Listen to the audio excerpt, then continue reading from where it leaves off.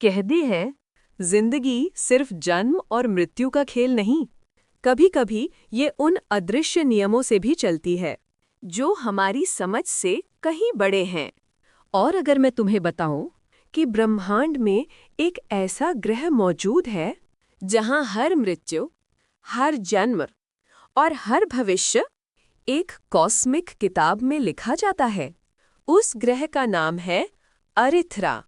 अरिथ्रा सिर्फ पुनर्जन्म का ग्रह नहीं, ये वो जगह है जहां पूरे ब्रह्मांड का भविष्य लिखा जाता है।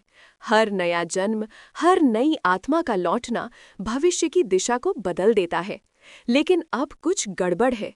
किसी ने इस साइकिल को करप्ट कर दिया है। आत्माएं अपने सही शरीरों तक पहुंच नहीं पा रही, टाइमलाइन में घटनाएं उल्टी दिशा में बह रही हैं और मानवता एक ऐसे मोड़ पर खड़ी है जहां अस्तित्व का सवाल ही खत्म होता जा रहा है। मैं था अरिन, एक ऑर्डिनरी इंसान, जब तक कि मेरे भीतर छुपा हुआ सच खुद को प्रकट नहीं करता। सपनों में मैं एक ही जगह पर बार बार जाता था, एक विशाल गोल्डन लाइब्रेरी जहां किताबें खुद अपने पन्ने पलटती थीं, जहां समय आकार लेता था, जहां नियति लिखी जाती थी। एक दिन मुझे एहसास हुआ, वो सिर्फ सपना नहीं था, वो अरिथ्रा का एस्ट्रल गेट था, जो सिर्फ उन्हीं को दिखता है जिनकी आत्मा साइकिल की रक्षा करने के लिए चुनी गई हो। लेकिन इस बार मुझे वहां बुलाया नहीं गया था, मुझे चेतावनी देने के लिए धकेला गया था। अरिथ्रा के कोर में एक एंशंट बीइंग, जिसे आर्चिविस्ट कहा जाता है, भविष्य की हर टाइमलाइन को संभालता है। लेकिन अब वो कमजोर पड़ चुका है, क्योंकि किसी अनजान शक्ति ने पुनर्जन्म की नदी में जहर मिला दिया है। आत्माएं गलत युगों में भेजी जा रही हैं, कुछ लोग बिना जन्मे ही गायब हो रहे हैं और कुछ ऐसे भविष्य जन्म ले रहे हैं जिन्हें कभी लिखा ही नहीं गया था।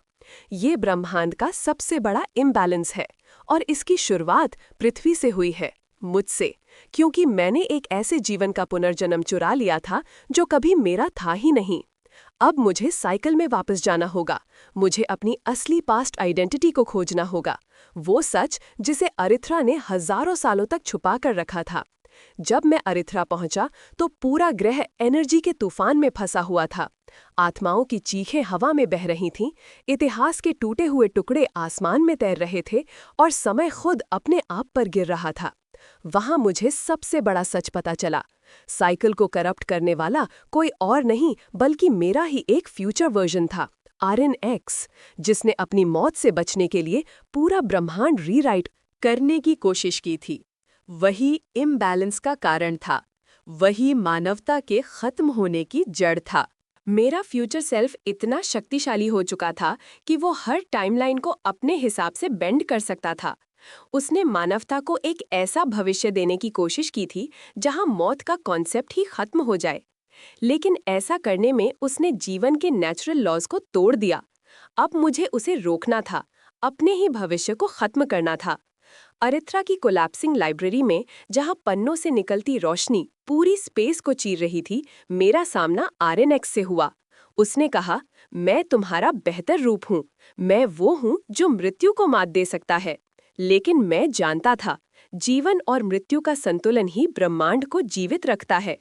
मैंने आर्किविस्ट की अंतिम शक्ति का इस्तेमाल करके साइकिल को रीसेट किया और अरिनएक्स को उसी टाइमलाइन में लॉक कर दिया जहां से वो पैदा हुआ था। और उसी क्षण अरिथ्रा की हवा स्थिर होने लगी, आत्माओं की चिल्लाहट शांत होने लगी और भविष्य की किताबों ने खुद को फिर से जोड़ना शुरू कर दिया। लेकिन रीसेट का एक नियम था, संतुलन के लिए एक आत्मा का बलिदान जरूरी था। आर्किविस्ट गायब हो चुका था और उसकी जगह अब किसी नए गार्डियन को लेनी थी। इसलिए मैंने खुद को अरिथ्रा से बांध दिया। अब मैं आर्यन नहीं रहा, मैं नया आर्किविस्ट हूँ। मैं भविष्य लिखता हूँ, जन्मों की धारा को संभालता हूँ और ये सुनिश्चित करता हूँ कि कोई भी फिर से साइकिल को करप्ट न कर सके।